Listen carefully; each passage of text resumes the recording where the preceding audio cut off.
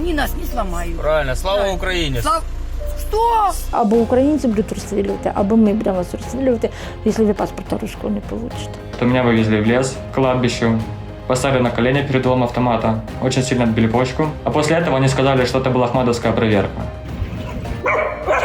Це просто хвора думка, що там всі, хто хотів, той виїхав. Дуже багато людей, які не можуть виїхати. Ті люди, які чекають на Україну і чекають деокупації, їх теж називають ждунами. А розкажи, будь ласка, ось про кімнату для катування. Ти сказав, що там було все в українській символіці, в українських прапорах в крові. Куди ви їдете? Ви там не потрібні. Все, про вас уже давно забули.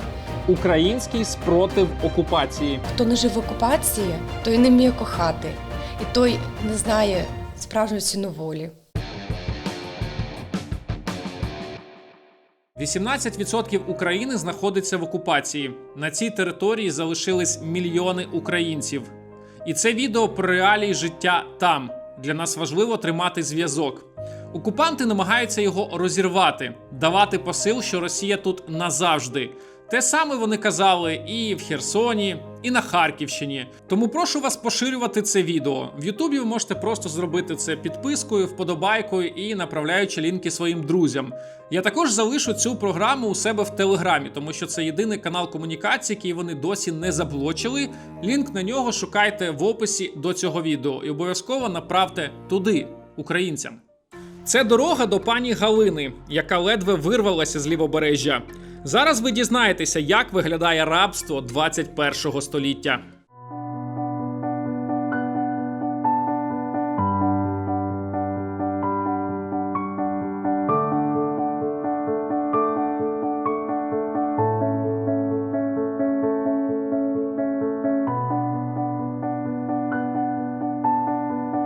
Розкажіть, хто з нами теж на зйомці присутній. Батько мій, Як, отчим мій. як звати? Тернопольський Микола Іванович. Мама. Мама Тернопольська Людмила Олександрівна. І брат Тернопольський Іван Миколайович. Скільки всього людей живе? Тут і п'ятеро. П'ятеро, так? П'ятеро, да. Пані Галино, ви мама 9 дітей. Да. Почнемо з цього. Да. Ви поїхали працювати на Херсонщину У 2015 році. 2015 році. На початок повномасштабної війни ви працювали населений пункт Велика Кардашинка. Да. Чим ви займалися? В теплицях. В теплицях. Да. Починається повномасштабна війна. Да. Що відбувається, які зміни відбуваються у вас там? Там зміни відмиваються, що не платили зарплати.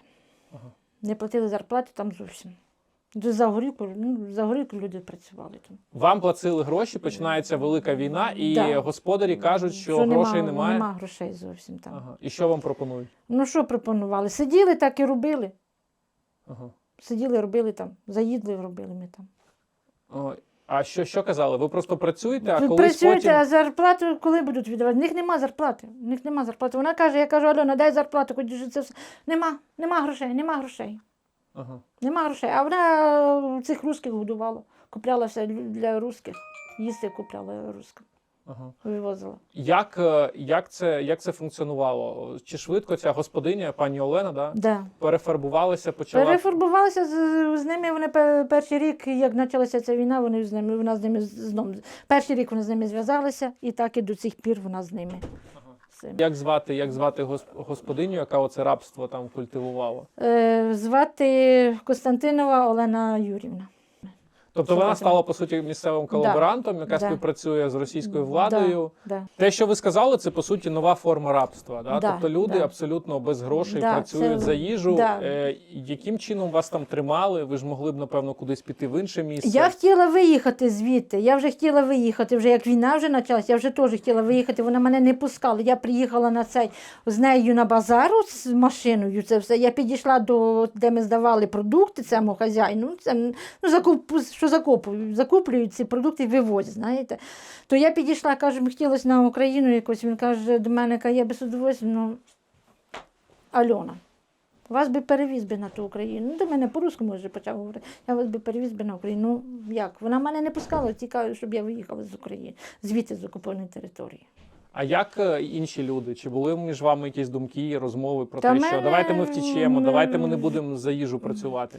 Були такі. Вони куди втекли? Вони тільки в одній великій компанії втекли і все. Ага.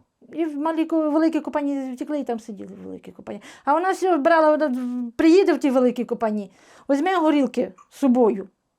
Ця пані Олена візьме горілки. Ага, побачила того, що в неї робив. Поманила горілки, все, він бус сів, поїхали. Угу. Все. І так вони там роблять.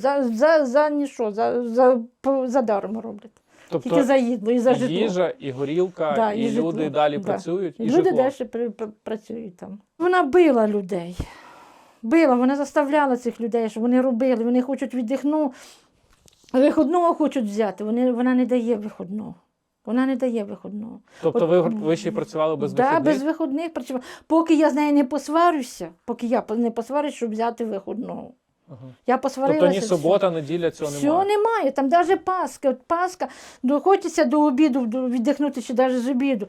Ні, ти повинна вийти на роботу. Пасхи вони не знають, що таке. На чому тримався весь страх? Чому вони так довго вас тримали, інших людей?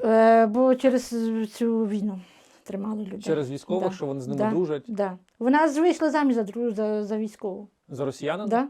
Ага. Вона зараз з росіянами живе там. Ага. Тобто працівники бачили, що Да, вона дуже да, близько з російськими да, військовими, да. просто боялися тікати. Боялися тікати, бо вона їх угрози поставила все. Вони зараз цим люди великі кардашинці, вони під контролем цих росіян. Ага. А як це виглядало? Як вона вам це казала? Якщо ви втічете, то ми вас знайдемо, будемо розстрілювати, да, бити. Це все.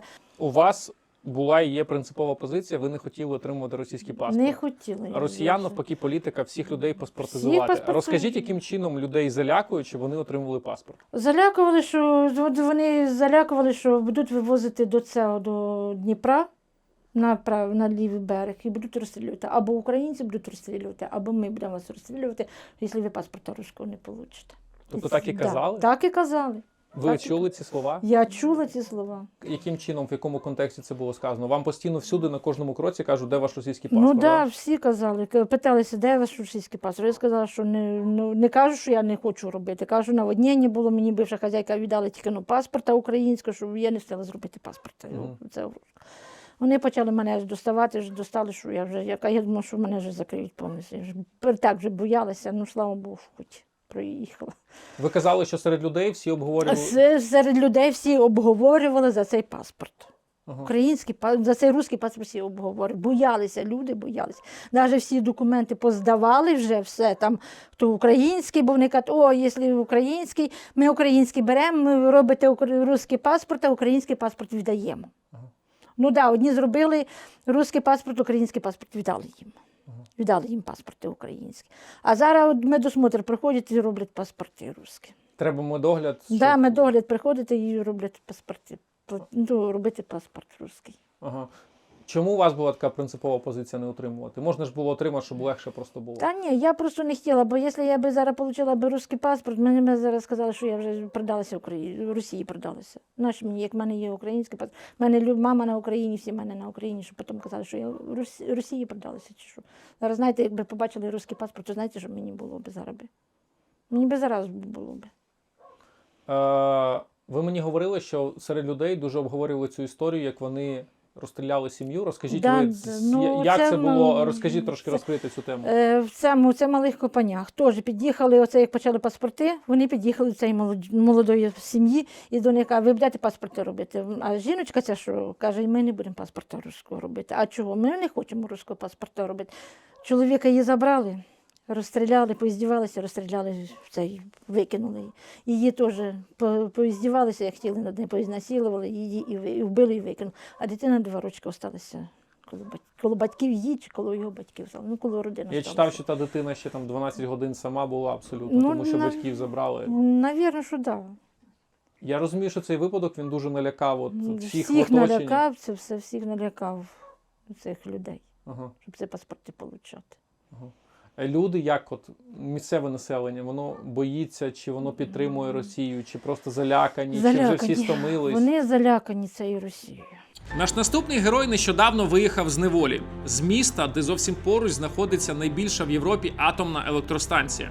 Да, з Радару я займався професійним футболом і займаюся надалі. Я грав в першій лігі в Україні. І далі продовжую грати зараз вже тут, де знаходжуся. Я пробув 2 роки в окупації. Ставлення місцевих, тих, хто залишились, як взагалі до росіян, як проходить комунікація, наскільки вони залякують людей? По-разному. Є ті люди, які підтримують російський мір, коллаборанты, так скажем, и есть те, которые негативно ставятся к нему. Те, кто негативно ставится к нему, к сожалению, их очень сильно ущемляют. Их ущемляют до того момента, что аж на подвал садят.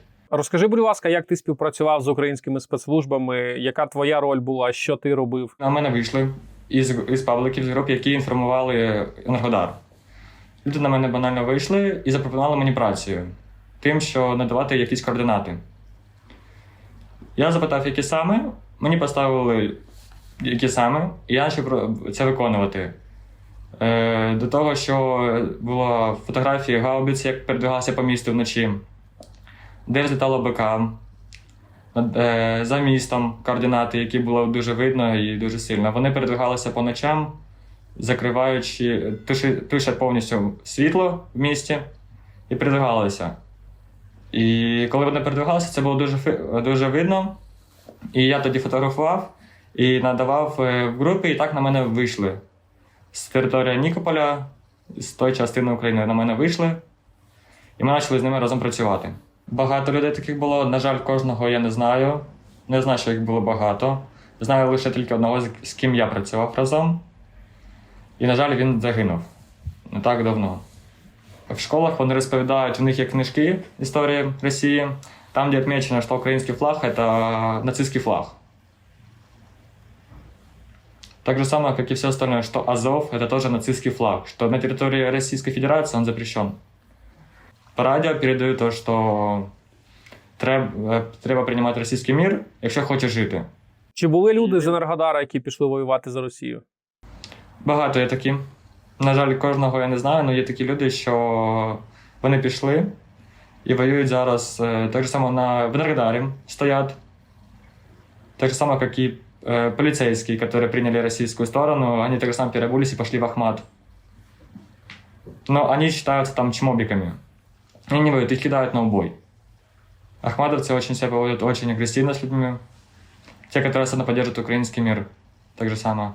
Я стыкнулся с таким случаем, потому что меня вывезли в лес, к кладбищу, поставили на колени перед дулом автомата и заставили отвечать за каждые слова, которые были сказаны, або что-то еще. Так же самое отбили почку.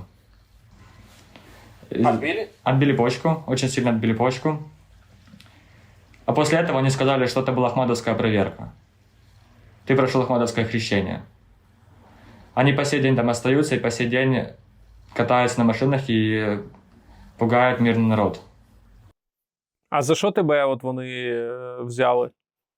Перший раз вони мене взяли взагалі те, що я сказав, я підтримую український мир дуже сильно. І після цього на мене настучали, яких були зв'язки. Там хоче жити, має зв'язки з росіянами. За це платять гроші там. Якщо ти надаєш інформацію про якогось українця, який підтримує український мир, то дають гроші за це. І так вийшло, що я на це попався, і мене прямо з-під під'їзду забрали і вивезли в ліс. Тобто ти своїм знайомим щось сказав, що ти за Україну, Да. і вони тебе злили, так? Саме так.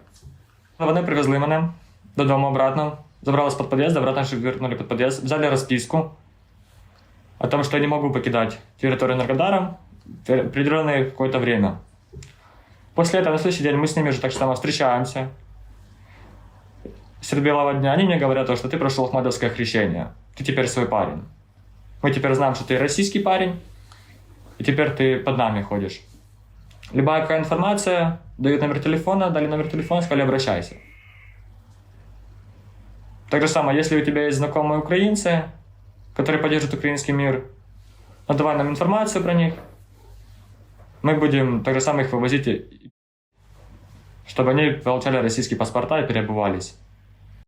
Тобто тебе побили, і тепер ти став уже росіянином, правильно? Ну, як сказати росіянам, я нікого не надавав координати, але вони цим упирекнули, що якщо хочеш жити, то май зв'язки в Російській Федерації. Я правильно розумію, що вони з артилерії там вистрілюють з-під атомної станції і розуміють, що Україна їм не буде відповідати, так? Так, саме так воно і є. Вони вистрілюють або з атомної станції, з-під блоків, з-під труб, або вистрілюють з міста, там, де теж не можна вдарити по місту. Росія дуже часто любить говорити про те, що ось ми гуманітарно допомагаємо простим людям. Чи була якась гуманітарна допомога от на території Енергодара і поруч?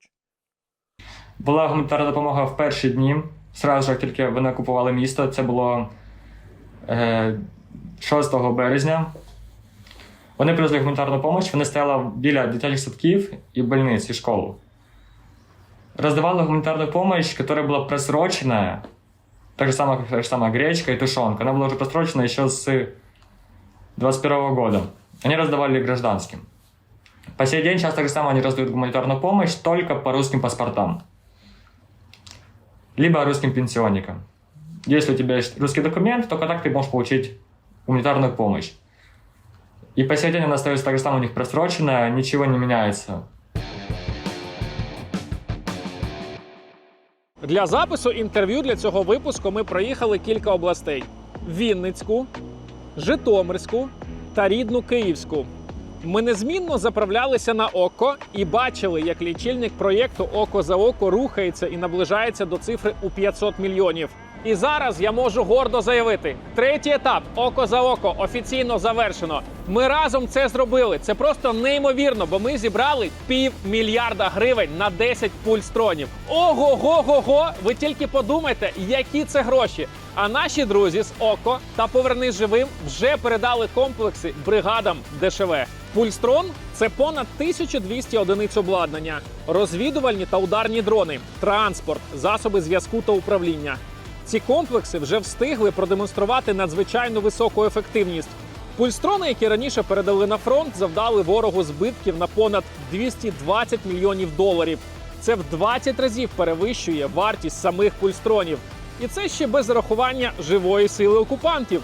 Цей крутий результат вдалося досягнути, в тому числі і нашими з вами заправками на око, пульсом помсти та донатами. Ми не маємо права зупинятися і розкрию вам інсайт. Попереду новий етап проєкту «Око за око», а отже, ще більше втрат для ворога.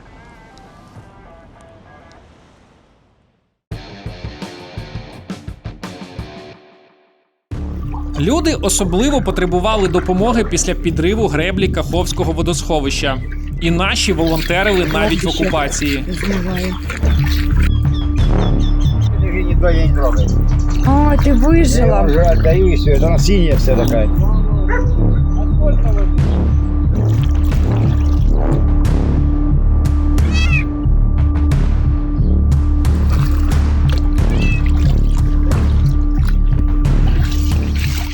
Коли ми приїхали, ми розуміли, що вже центральна вулиця, яка трошечки вище берега, вона йде, вже повністю затоплена. Все село затоплено, прямо по самій криші. Жутко було те, що дуже багато загинуло тварин, які просто плавали, там корови, кози, свині,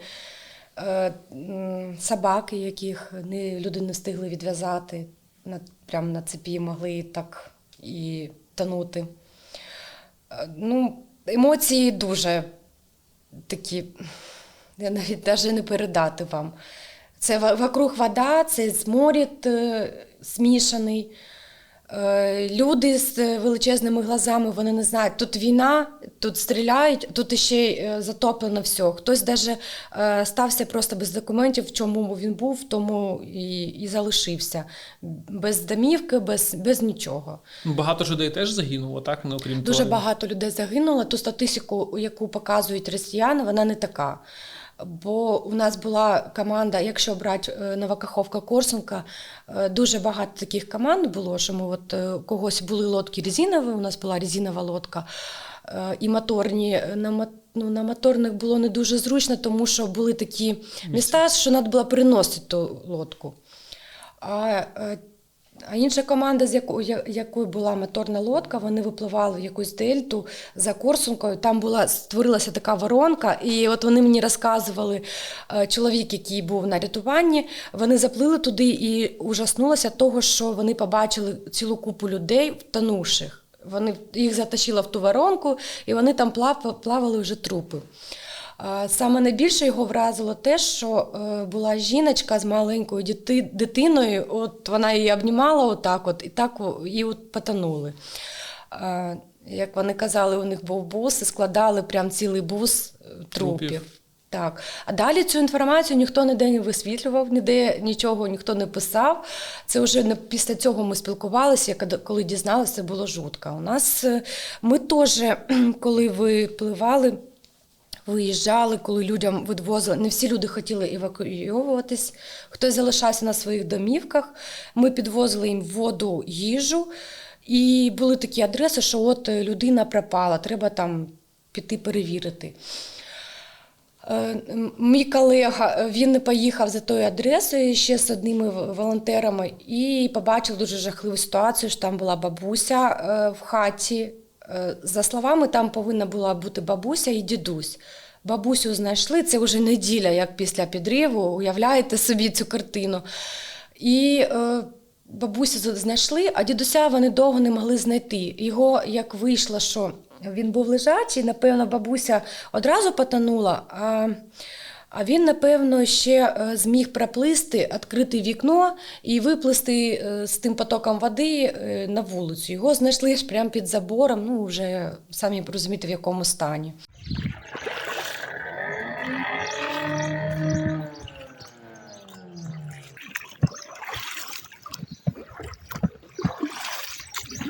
Пані Ксенія, приємно з вами поспілкуватися.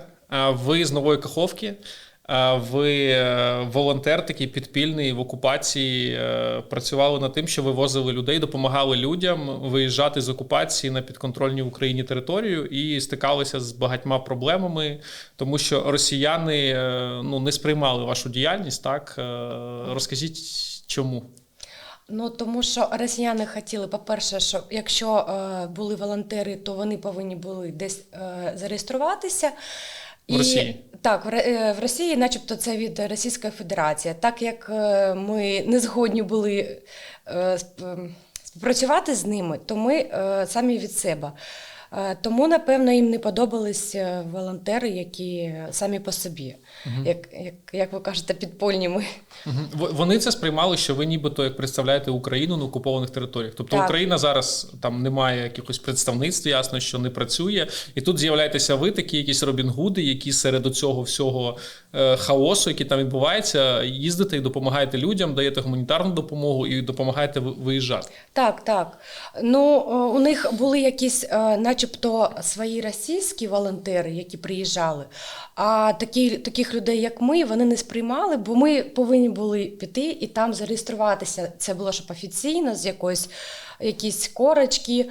І тільки так можна було допомагати людям, бо іначе ніяк, вони не сприймали ніяку допомогу від України. Були випадки, наші ж люди десь відпочивали, і ці ж теж якихось вихідних їхніх, я не знаю, як це у них там працює, чи посміна, чи як, вони теж випивали, навіть попри те, що сухий закон. І наші люди їх вчили співати гімн українською мовою. Російських солдатів? Так, російських. А як це виглядало? Я сама це не бачила, але чула від людей, що вони, напевно, це самі просили, я не знаю. Як це виглядало, я не можу сказати. Знаю, що таке було, що такі випадки були. Чи правда говорити про те, що Росія намагається купити просто наших людей, їхню лояльність за рахунок того, що високо там підняли виплати і таким чином просто підкупити людей, що в Росії просто краще?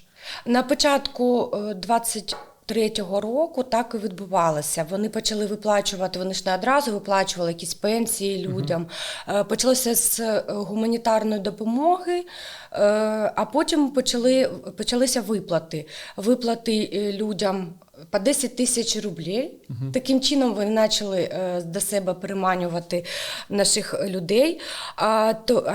І пенсіонерам теж виплачували пенсію. На даний час, по сей день, там пенсії вище, якщо порівняти з українськими, вони вище. Але таких пенсій в самої Росії немає у пенсіонерів, які там всередині. Тобто вони вирішили таким чином купити.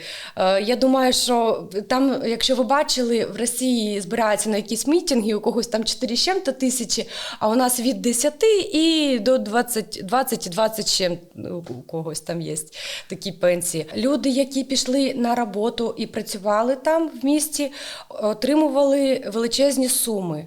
Вчителі там на початку. Комунальні служби, так. Вони на початку отримували великі кошти, там якісь ще їхні сверхбойові насчитувались. То на даний час, не знаю насчет вчителів і школ, але такі комунальні підприємства, то вони навіть затримують, снизили ті заробітні плати і затримують їх по 2-3 місяці, люди сидять без грошей. Взагалі так. Взагалі, так. А обіцянками кормлять, начебто вони на якісь регіони поділили, і кожен регіон за своє місто відповідає і виплачує, а в бюджеті немає коштів. Ну, звісно, звідки їм взятися, якщо нічого не працює? І місто полупусте. Працюють тільки магазини, на ринок люди виходять, ну і комунальні. Більш нічого не працює. А больниці ще працюють, ну там дуже печально все. А що в лікарнях? Ну, в лікарнях дуже мало лікарів, а пенсіонерів предостаточно ще залишилося. Там пенсіонери, вони ж як на роботу туди ходять, в лікарню. Наприклад, якщо з терапевта, то він один, до нього величезна черга і нереально туди потрапити. Хотілося запитати трошки про ваші просто відчуття, коли ти живеш нібито в себе вдома, але твій дім потрошку його перефарбовують із середини, із зовні, і вже не так зовсім все виглядає. Ну, відчуття це я можу порівняти як з тюрмою. Ну, ти начебто вдома, тебе стіни заспокоюють, відбуваються бойові дії, і ти радуєшся, ну, щоб так сказати, радуєшся, коли в твою сторону летить якийсь прильот, відбувається. Тому що ти знаєш, що це з нашої сторони. Тільки це заспокоює. Коли у нас тиша якась і тільки виходи, то тоді вже моторошно, бо вже там якісь думки такі, що про нас забули, чи щось іще, чи щось з нашими, що там наші хлопці не працюють. Коли летить в нашу сторону, свист, ми кажемо «Добрий вечір» одразу. Ну, а так відчуття дуже тяжкі, бо, ну, як я кажу, як в тюрмі. Ти не можеш вийти спокійно кудись по місту. Всюди вони на початку, їх дуже багато було, на даний час, звісно, їх трошечки менше стало, ну, дуже тяжко людям. Ну, мені здається, більше всіх все ж тих людей, які чекають Україну. Реально? Так. Бо багато хто молоді повиїжджав, а сталися пенсіонери. А вони бояться Європи, бо це щось новеньке для них. А в Україні вони бояться поїхати, тому що переживають, де вони там будуть жити. І якщо вже є своя рідна земля, свій рідний дім, і чекають, і кажуть, будь-що буде. Ну, будете здесь дальше, А да? что надо? Сигареты, А нам курить? что? Нам там нечего. У нас тут все. Дома одна квартира разгромлена, вторая пустая тоже. Ну куда ехать? Із молоді, так, дуже багато теж, які чекають, ну вони мовчать, залишаються просто в тиші. Угу. А ті, хто нейтральні, багато їх? Це половина десь? Так, теж такі є. Є такі, що і просто не скривають цього, а можуть так відверто про це і розмовляти.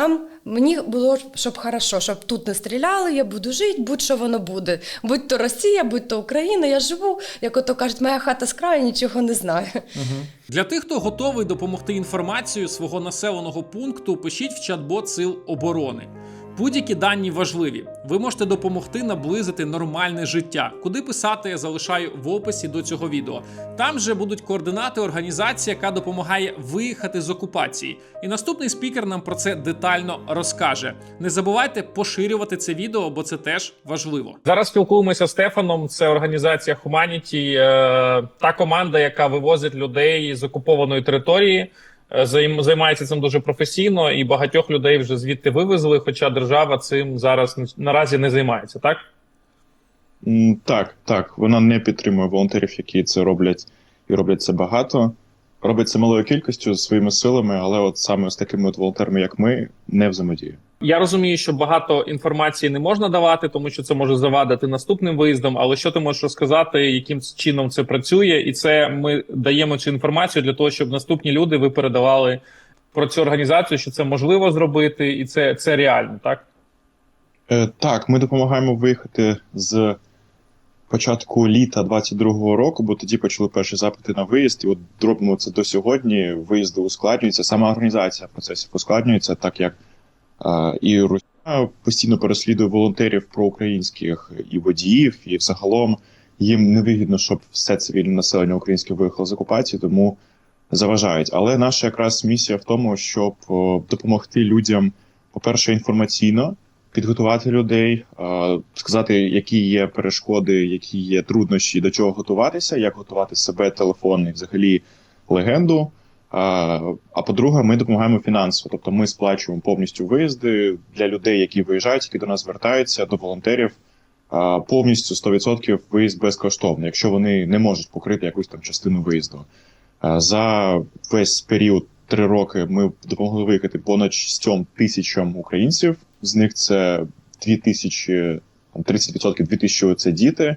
Що ми допомагаємо, це теж підготовка, бо люди, які зараз сидять в окупації і не виїжджають, вони з різних причин залишаються там. Є люди, які не виїзні, їм навіть небезпечно виходити на вулицю. Я вже не кажу про перетин КПП і кордону. Але багато людей заблуждаються і думають, що вони не можуть виїхати, бо в них там важка історія, хтось там служить, або просто страх.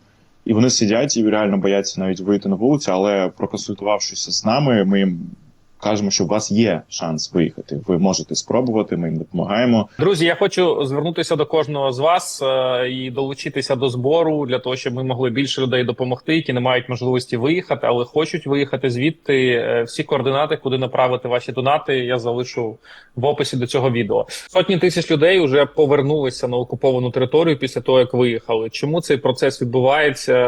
В чому головна проблема? Багато людей виїжджало тимчасово, просто точніше думаючи, що це ненадовго.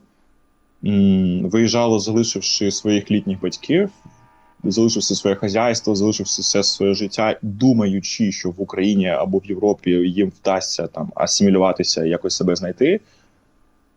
Багато повертаються, бо, по-перше, літні люди залишилися, вони нема на кого залишити, бо багато хто доглядав за літніми людьми, теж повиїжджали.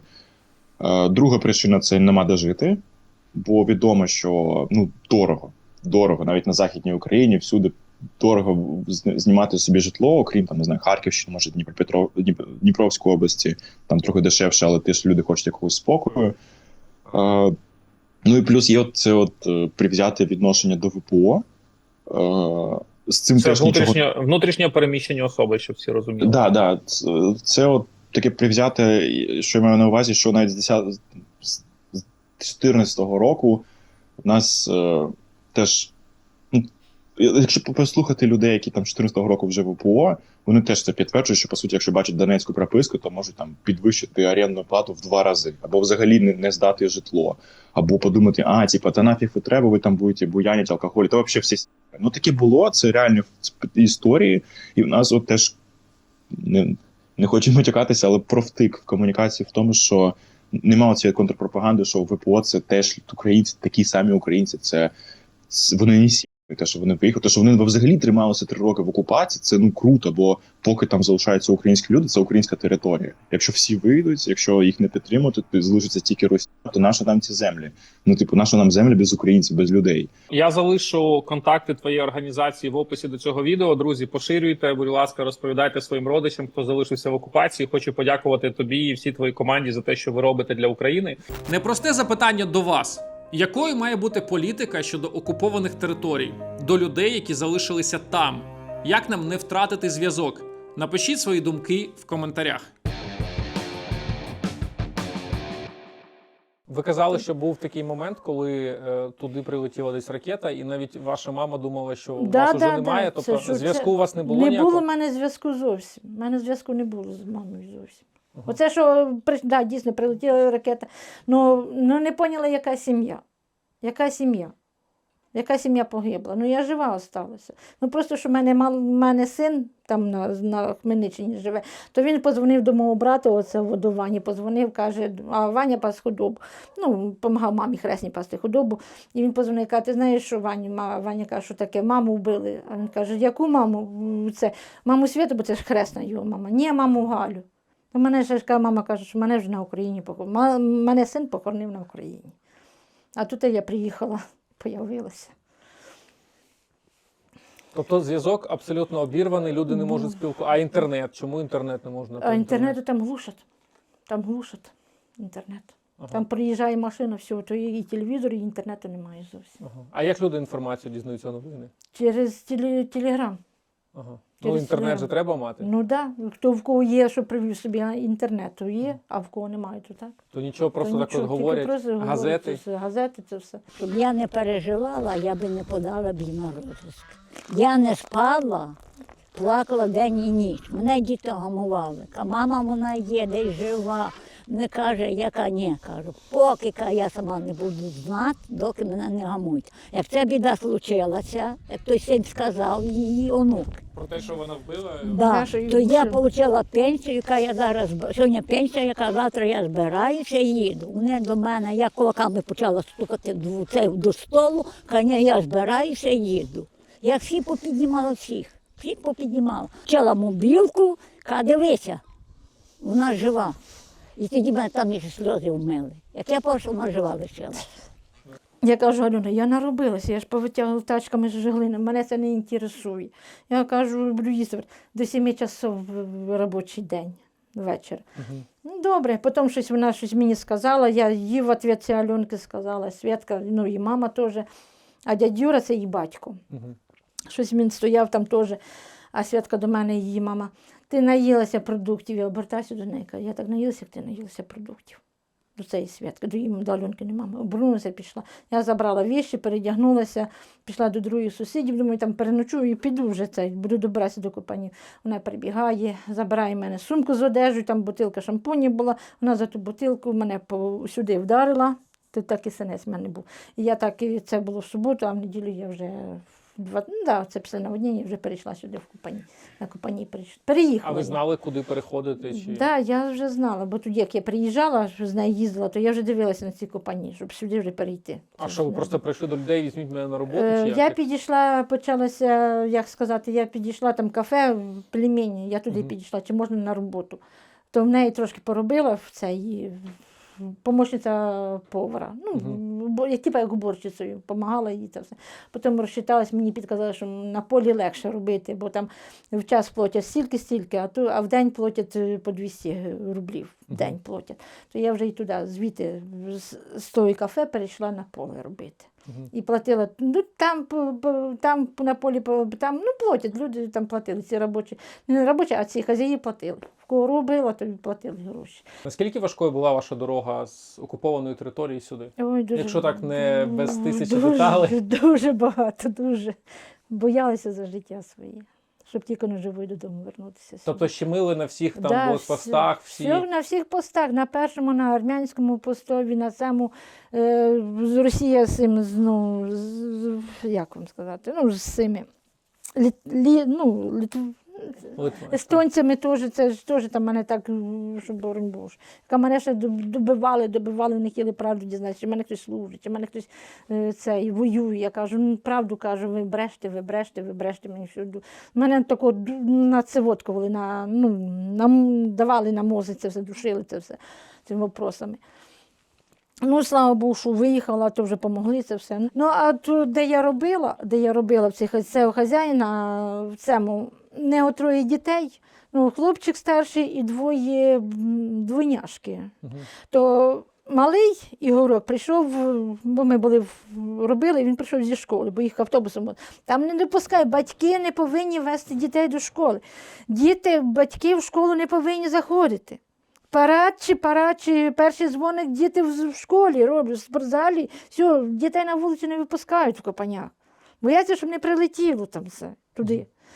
То там малий цей Ігорок був на канікулах, а потім прийшов до школи. А потім зі школи приходить, каже до мами, до Каті, каже, мамо, ти знаєш таке? Вона, що таке? Ми прийшли до школи, це все, привіз нас автобус. Нас почали перевіряти по карманах, чи в нас жучок немає. Якщо ми були на канікулах, звідки може жучок бути? Почали перевіряти. То одна жінка, то не Катя, а там друга жіночка, як влетіла туди, як дала їм розгони за це все, каже, що це діти на канікулах, прийшли діти з канікули, ви перевіряєте дітей, чи жучків немає, чи що?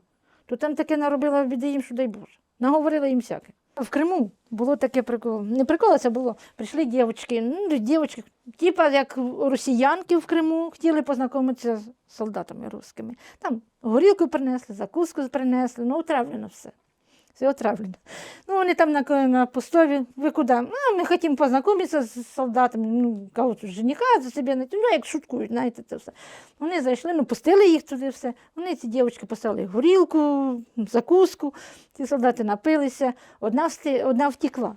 Її не спіймали, а другу спіймали. Не знаю, що з нею зробили, але її спіймали. Ну, ці солдати поотравлялися. Ага. А ви звідки цю історію знаєте? Та там це вже говорить, це всі компанії таке говорять. Ага. І навіть цьому от, фермери, це як вони заступили Росія, фермери посадили черешню. Ну такі от черешні великі ж там, ну це ж фермер. І вони це, що беруть, от ці фермери кажуть, самі навіть на базарі люди розказували, ці фермери виїжджали, ми вже нас вже замучили вони це. А хтось каже до них, каже, що таке. Ну під'їжджають до цієї черешні і рвуть ці черешні. Хочеться здати цю черешню, нарвати, здати, продати цю черешню. А вони всі черешню взяли, обробили хімією, такою їдючою, що вже помирають люди це все. І потравилися теж. Помирали, да, помирали. Бабушка одна пирожками продавала. Теж їх отравила пирожками. Безкоштовно? Безкоштовно. Ні, так вони Ні, вони то платили, вони платили, да, так? їй платили. А вона знала, що вона знає, що це русські ж це все. Вона взяла, зробила, що продала отравлені пирожки їм. Це теж там в Так, Копанях? це там так само. Га? І жінка зробила теж таке саме, каже, запустила цих, ну, вона з нашими українцями договорилася, що треба якось, щоб їх розбити, цих русських. Ага. Вона каже, ну як ви зробите це все? Це розказувала. А вона каже, я зараз роблю. Їх до хати запросила русських, дала їсти сама вийшла. Вона показала їм, що вони там, ну, дрон же ж літає український, вона показала, що вони в хаті, на хату показала. І цей дрон кинув ракету на її хату. Реально? Да? Вона з батьками виїхала в Херсонську область. В Херсон виїхала вона з батьками. Тоді наші українці її перевезли на Херсонщину. Ага, це в Копанях було? Да, це було в Копанях таке. Ага.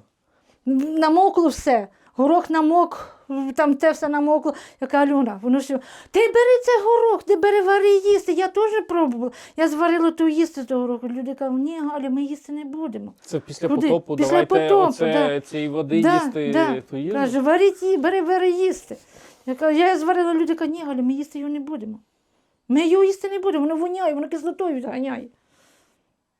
Як воно вже в водіці побувало, звісно, воно буде водою відганяти. Скажіть, а як зараз ці люди? Вони там залишилися і Вони далі? там залишилися в неї. Вони так і залишилися в неї.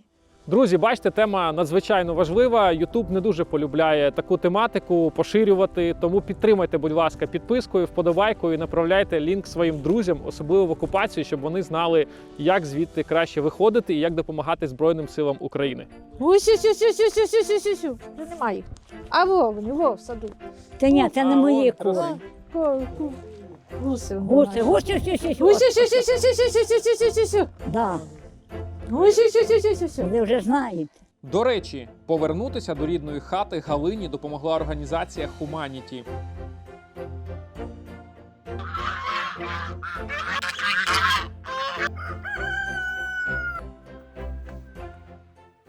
Я не можу вас не запитати, як у людей з неймовірним просто досвідом виховання дітей, так? Як це, коли у вас 6 дітей, у вас 9? Да, 9. Ви дали Україні 15 малючків. Да. Як? Так. Який секрет виховання? Секрет такий, як мама, оце, що ми один одного бавили. Я Таню бавила, Таня Святу бавила. Ми один по одному, так само і в мене.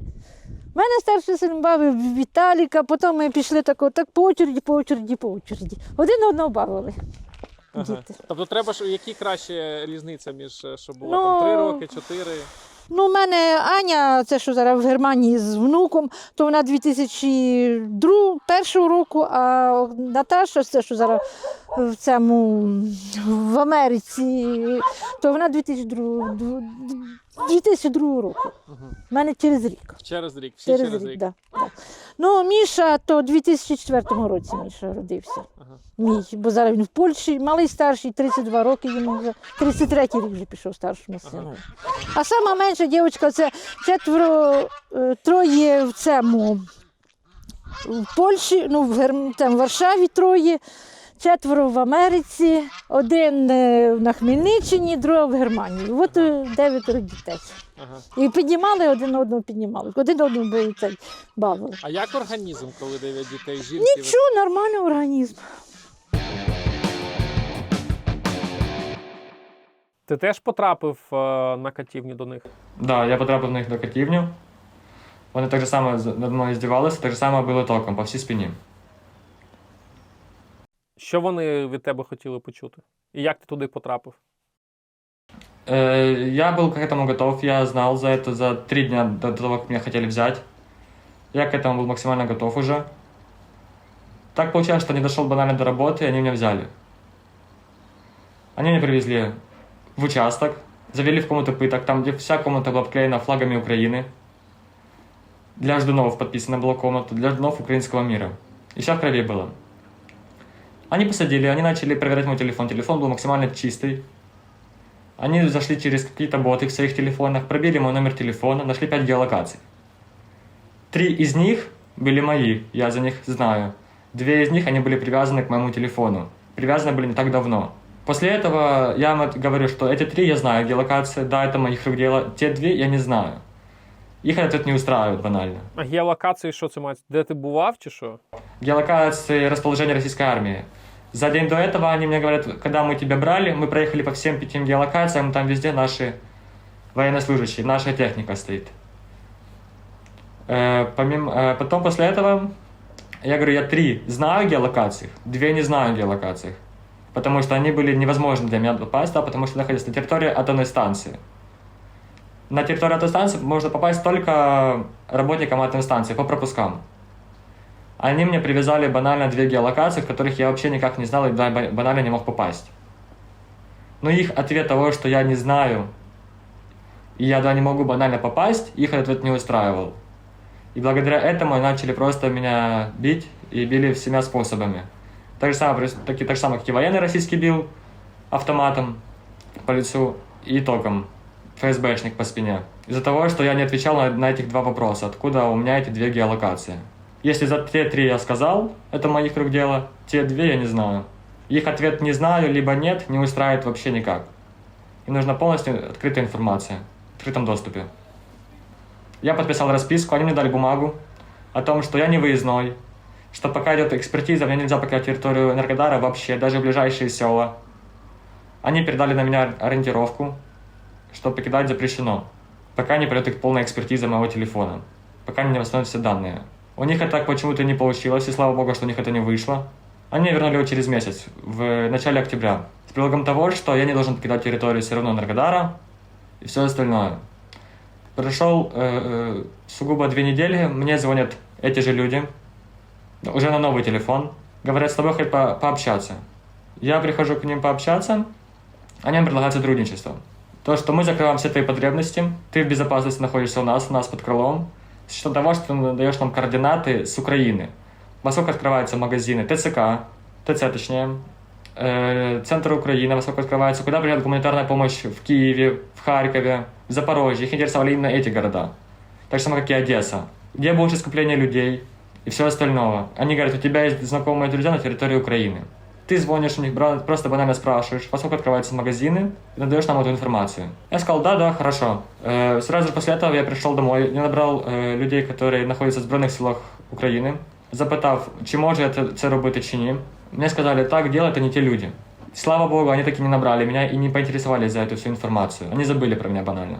А розкажи, будь ласка, ось про кімнату для катування. Ти сказав, що там було все в українській символіці, так, в українських прапорах в крові. Розкажи про це. Да. Розкажи так в деталях, як це виглядає от з свого боку. Це стоїть стол по центру.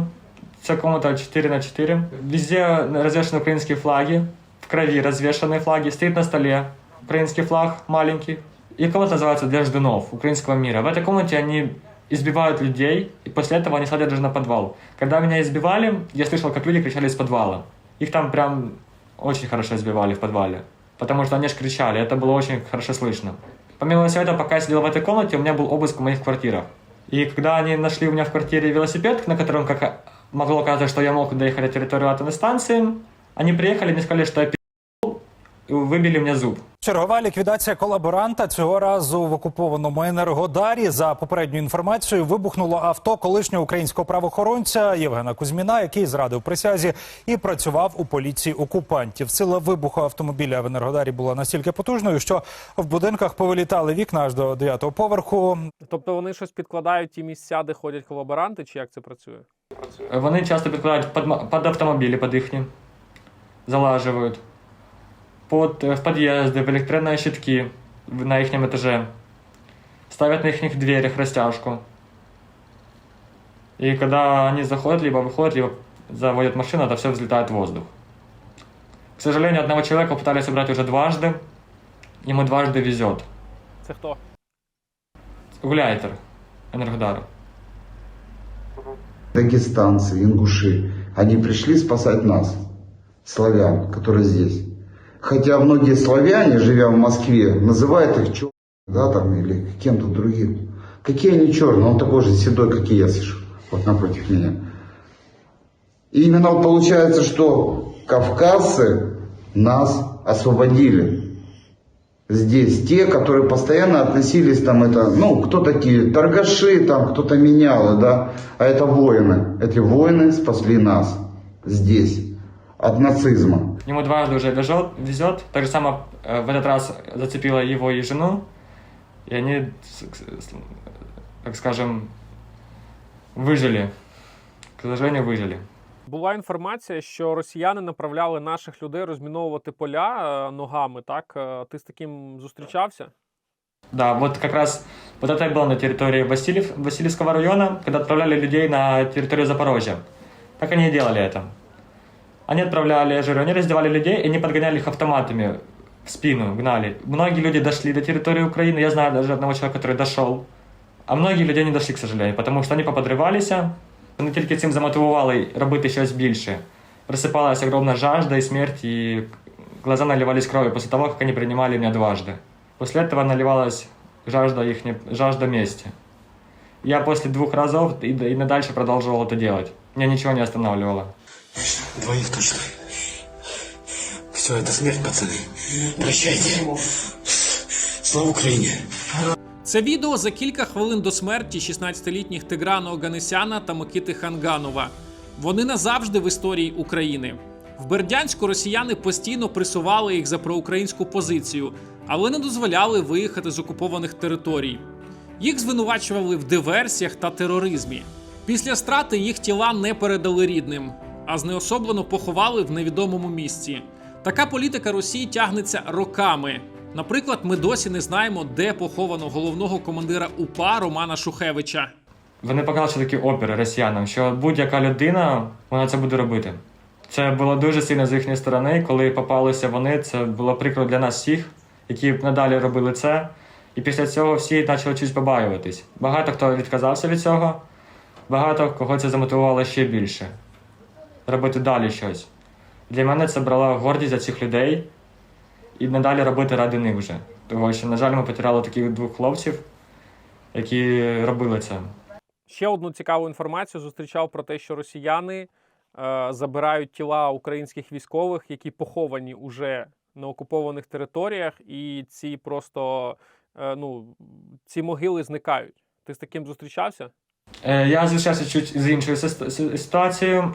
Коли були завжди поминальні дні в окупації в місті Енергодар, росіяни стояли завжди біля могил, які загинули, воїни загинули, так скажемо, які атошники. Вони завжди круглосуточно, вони завжди там стояли і підпускали людей. Якщо хтось підходив принести квіти цим людям, які загинули в АТО, вони одразу ж саме їх в'язали, питали, звідки ви його знаєте, і вся люба інформація за них.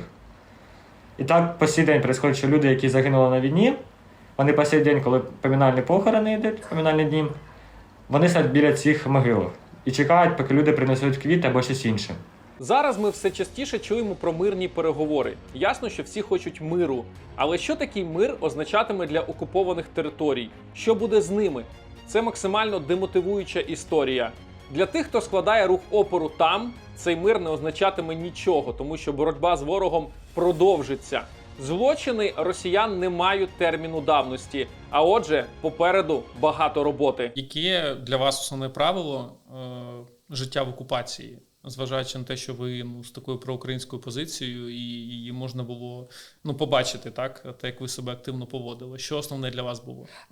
Саме основне, це небезпечно, це коли ти з телефоном. Якщо в тебе там проукраїнські групи, якщо ти ведеш соцмережі і там спілкуєшся з військовими, це дуже небезпечно, цього не може бути. Наприклад, як я жила, то у мене було 2 телефони. Один мій український телефон з українською сімкою, вона там, звісно, не працювала, був український телефон і був зроблений спеціально російський. З російськими групами, для перевірки просто якісь там фотографії, цвіточки, якась природа, щоб це було не підозріло, тому що я дівчинка, і якщо я буду якісь військові об'єкти або прильоти фотографувати, то це вже понятно, що можна її перевірити вдома. Тобто, саме найголовніше – це телефон. Як вони перевіряють? Перевіряють, так по місту у нас не було таких випадків. Це якщо тебе зупиняють і просять паспорт, і телефон одразу. Перевіряють телеграм-канали і перевіряють, якщо є Фейсбук або Інстаграм. Переписку повністю. Переписку, так. Дивляться, хто в тебе в друзях. Якщо у тебе є хтось з української сторони або у когось є якась фотографія з прапором України, все, то в якусь підозру йдеш. Тобто цього не можна і з цим не можна пересуватись. Багато людей так пропадало, то що ви знаєте, раз Так. їх там, і просто ви не знаєте, де вони. Так, от з моєї команди кожен хлопець посидів на підвалі. Вони чудом просто повиходили оттуда і з нашими силами, і так, хто довго сидів, хто швидко. Є такі люди, які по цей час сидять, і є такі, навіть не знаємо, де вони і що пропали. Просто так от на вулиці їх зупинили, забрали? На вулиці, можливо, хтось по наводці вдома, тому що були рейди, вони могли зайти в квартиру, перевернути все, забрати тебе без пояснень і відвести непонятно куди. Дніпр іде, і одразу йдуть дачі і села, які затопили. Їхні домівки перші, які повністю по кришу, вони там, хтось навіть в лодках сидів.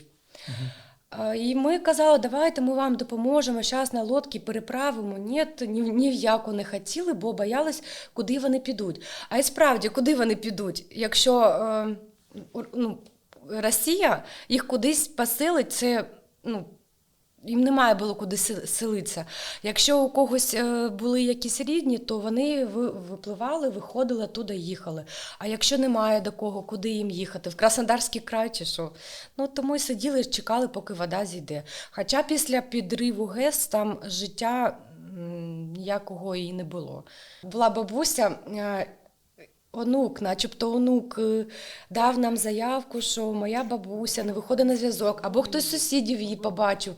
Вона неділю сиділа з козою на балконі, як на другому поверсі, кормила її, в неї було трошечки якоїсь крупи, вона кормила цією крупою козу, доїла, сама пила молочко. Просиділа там неділю. Насправді вона рятувала більше коз. Коли вода почала підходити ближче, вона змогла підняти тільки одну козу і собаку. І оце вони так жили неділю. Потім наші люди, коли підплили до неї, кажуть, бабуся, треба на евакуацію, вона сказала, а резинова лодка, куди там? А вона каже, я без кози нікуди. Якщо козу не врятуєте, то і я нікуди не поїду. І прийшлося спочатку козу на лодку, на сушу переправляти, потім повертатися за бабусею. І так ми врятували її. Потім бабусю відправили до її онука, а козу віддали людям, які тримали своє хазяйство. Чи правда, що наші пенсіонери окремі оформили собі пенсію в Росії? Тобто отримують з України, з Росії і ще й донатять з російської пенсії на збори для армії? Так, є такі. Ми чули такі історії, що ті, хто отримує українську пенсію, так, на карточці, у них є за що жити, і пішли спеціально отримувати всі допомоги, всі ті пенсії, щоб перечисляти, донатити на військові збори. Такі теж у нас є. І навіть самі у нас було затримання, колись він сам військовий російський мені казав, що такі бабусі от у вас є, які здають позиції, які скидують гроші військовим, українським військовим на допомогу. Так що це правда. І що, тепер навіть говорять, що коли вони перевіряють телефон, вони дивляться одразу там Приват24, Монобанк, куди гроші йдуть, так? Так, да. Я не знаю, звідки вони навчилися користуватись нашими приложеннями, але вони знають, що таке Монобанк, вони знають, що таке Приватбанк, вони можуть його, якщо ти вводиш код, вони можуть його передивитись, куди є такі надходження, а взагалі вже це погано, якщо у тебе знаходять. Ці додатки? Так, ці додатки. Це вже у тебе будуть проблеми, так? Так. Спасибо вам за собачоночку. Все, приехали, немножко надо разобраться там, конечно, дома у нас, конечно, очень страшные. Ну, что, все будет хорошо. Да, это точно. Все будет отлично. Они нас не сломают. Правильно, слава Україні. Что? Просто я хочу передісторію розказати. Перед цим врятували собачку, і ми приїжджаємо, я кажу своєму колегі, дивись, та собачка, ми її врятували, вже і хазяйка там на місці. Зупинись, я хочу їй сказати, що це ми її витягли. Ми її зняли з цепу і витягли на сушу, дали їй поїсти і зупиняємося, бабушка така ж, вроді як бабушка, добренька, подякувала нам, а потім, як ми їм кажемо «Слава Україні!», вона «Слава!», каже «Що?», вона подумала, що ми скажемо «Слава Росії!», а сказали «Слава Україні!». Потім дуже багато слов було в нашу сторону «Та ваша Україна підірвала ГЕС!», і то і все, виключили камеру, поїхали далі. Бо з такими, за таких людей потім і починаються проблеми у звичайних волонтерів, які хочуть якось допомогти, а за вдячності ніякої немає. Ми їх не боялися. Особисто я почала боятись, коли я вже конкретно знала, що мене шукають. Мені треба було якось рятуватись, чи десь ховатися, переховувалась, щоб мене не спіймали. То тоді вже з'явився якийсь ось страх. А до цього ми спілкувалися з ними на українській мові на постах. І не було такого, взагалі не було страху. Особливо під час підриву ГЕС, коли їх дуже було мало, і вони самі не знали, що у них далі буде. Ми проїжджали якісь позиції, які розмили їхні, там, де у них було закріплення, воно все розмите, тобто вони були самі по собі розсіяні. А ми якось почувствували себе сильніше. Для того, щоб виїхати з окупації, вам довелося отримати російський паспорт, так? Так, в який момент ви зрозуміли, що без нього вже ніяк, що це дуже небезпечно і так далі?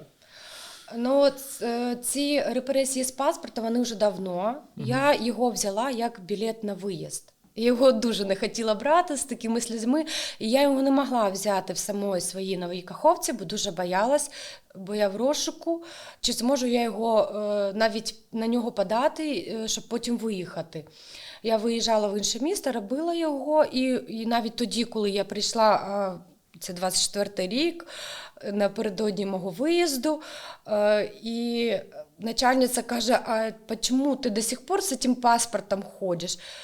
Почала обзивати мене ждуном, я вже занервувала, думаю, зараз якась перевірка буде, але я сказала, що я просто вирішила тут пожити і подивитися, що далі буде, тому і мені його зробили.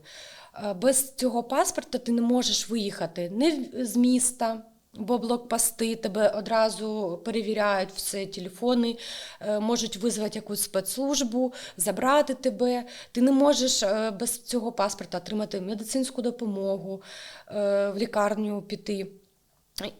Нічого не можеш. Кажуть, навіть гуманітарну воду. Навіть гуманітарну допомогу, так. Угу. Тобто мені казали, що навіть там, наприклад, воду видають просто людям. Якщо в тебе паспорта немає, тобі воду не дадуть. Так, і гуманітарну також ти не отримаєш. Пенсії, якщо пенсії, я пам'ятаю, вони робили ще на українські паспорта, то потім, у кого немає російського паспорта, вони не платили ті пенсії. Тобто люди, які хотіли отримувати якісь допомоги, треба було йти і робити ці паспорта. Тобто, якби у вас не було в розшуку, ви б далі залишилися і там би отак от займалися на свій страх і ризик? Так. Що вас Чесно кажучи, Да. я дуже не хотіла їхати. Звідтіля ми чекали, все ж чекали. У нас до останнього, ну, якщо б там залишилася, я б досі чекала на деокупацію, а потім і, звичайно, на перемогу України, бо ми до цього готувалися ще з початку війни, можна сказати так. Мені дуже шкода, що я поїхала, бо це мій рідний край, я теж б хотіла там побути. Новокаховка – це улюблене моє місто, я його дуже люблю. Люблю свій будиночок, який я залишила. Але ж мені довелось. Нам хотілося б допомогти від України. Ну, от, Україна не може з тої сторони прийти там, да, і щось зробити. А ми ж люди України, ми тут своїми руками щось можемо зробити. Я не знаю, тут, знаєте, така любов з'явилася до своєї країни, до своїх людей, до свого рідного краю, бо ти його втратив як неволі. І хочеться хоч щось зробити від себе. У мене ми пошили прапора, ми їх шили під час того, як була деокупація Херсону. Ми чекали вже, думаю, ну ось і у нас скоро це буде. І треба була якась підготовка. Ми шукали, по-перше, тканину, нам допомагала наша команда, у кожного щось шукати. І по кусочкам десь щось познаходили, пошили це. Це було теж дуже небезпечно. Я пам'ятаю той момент, коли у мене вже ці прапора, ми ще пошили прапор Європи і прапор Америки. Нічого. Да, такі величезні. Це все в окупації? В окупації. Знаходили тканину, знаходили ці нитки, так. Допомагали дуже багато людей, які допомагали нам.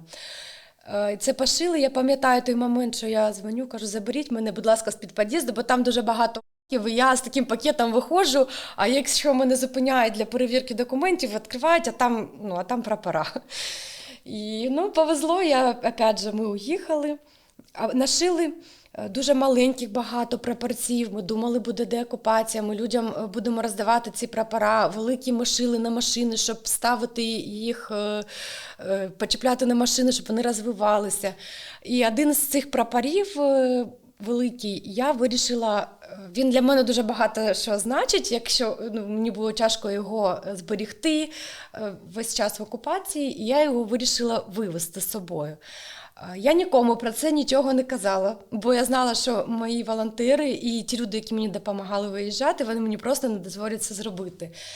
Я вшила в шарф його зворотньою стороною, жовтий в зворотню сторону, шила між собою, в підкладку шарфа зробила, начебто то підкладка, синій підібрала шарф, натягла його як хомут на голову. І отак от я їхала всю дорогу, я так переживала, бо, думаю, не дай Бог, там щось захотять перевірити. Чомусь була впевнена, що я його привезу. Ще помимо цього я ще привезла вишиванку і віночок з окупації.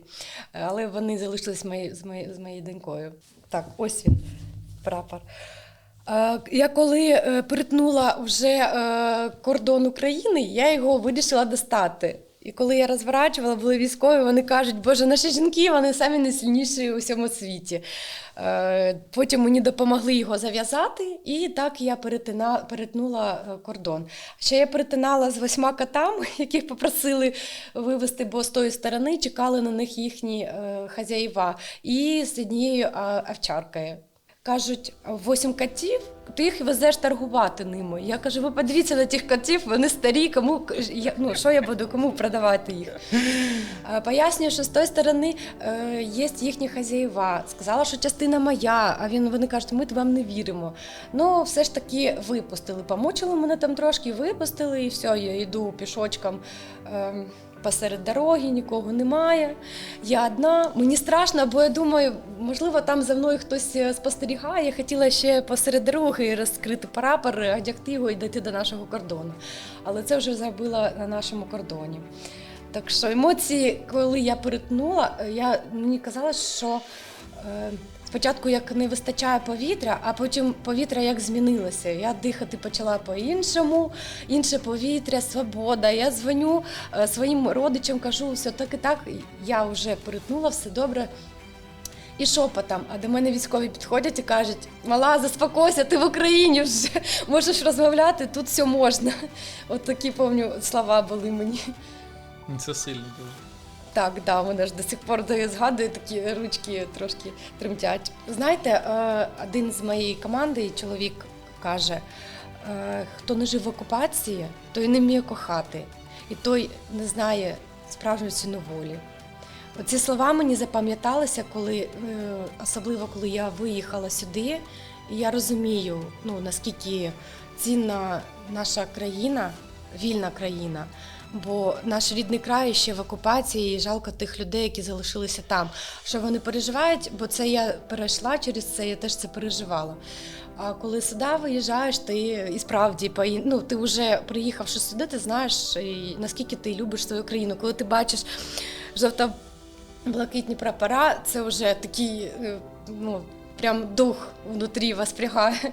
Я дуже добре пам'ятаю, як побував у Херсоні після деокупації та бачив щиру радість людей. Це бум, вау, це просто сплеск емоцій і це спокій. В той момент Херсон був найпатріотичнішим містом України. Рано чи пізно ми повернемо контроль над всіма нашими територіями. Німеччина чекала на об'єднання довгих 45 років і таки об'єдналася. Поки на окупованих територіях є наші люди, а вони там є, ми маємо шанс на повернення. Хочу наприкінці цього відео попросити кожного з вас написати слова підтримки людям в окупації. Людям, які лишилися там, але не перестали бути українцями. Ми були проїздом через Генічеськін, була така змога побачити Азовське море. Заїхали на берег, трошки подихати повітрям. На самому пляжі жодної людини, десь-не-де там хтось відпочивав, бігали, як парабіжки у них там були. І виникла така ідея з ракушок викласти Нова Каховка – це Україна. У нас з собою завжди був прапор України, маленький і великий, дуже схований. Але ж знову ж таки це ризиковано, вас зупиняють так, на будь-якому блокпосту і все. Так, ми його так ховали, що вони б його не знайшли. І ми виклали великими буквами Нова Каховка – це Україна, достали той прапор маленький, на паличку його почепили і зробили собі фото. І в цей момент летять гвинтокрили. От вони там дуже низько летіли прямо над берегом. І ми розуміємо, що ми тут одні на машині. І це надпис «Нова Каховка». А їхати кудись вже запізно було. Просто витягли прапор і чекали, поки вони пролетять. Пролетіли, нічого. Ми живі і свободні.